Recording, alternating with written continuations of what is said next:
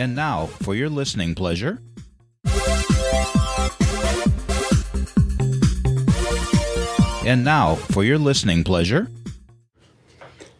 And it's Trauma Moments Day. Not that I wish any such moments on anyone, it's just what I call it. Hello everybody, I'm Carolyn Sanic, life coach, author, and high-value woman. This is my podcast, Thrive, where every day of the week I try to help people thrive. And sometimes Rosie starts clicking around the floor and shaking herself, and she gets to be heard on the podcasts. Anyway, a couple of days ago, I had a friend post a reply to something I wrote. He liked my post, and then he told me he has had years of chronic PTSD. This made me very curious as I wanted to know more about this.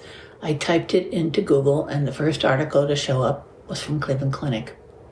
Complex post-traumatic stress disorder can result from experiencing chronic trauma, such as prolonged child abuse or domestic violence.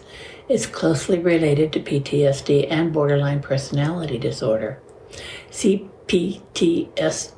try to say that really fast, is manageable with psychotherapy, that's talk therapy, and medication.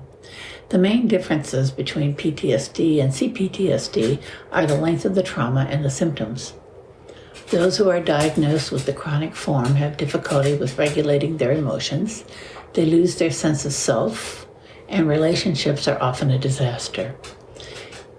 It possibly affects 1 to 8% of the world population. I was greatly saddened to read the causes of this chronic PTSD because the causes are upsetting. Prolonged domestic violence, childhood sexual or physical abuse, torture, genocide, and slavery were mentioned. If you've been diagnosed with CPTSD, yeah, Rosie's agreeing, a mild exercise program can help reduce stress, setting realistic goals, spending time with people you trust, and yes, talking about it. There may be a support group, and above all, be kind to yourself.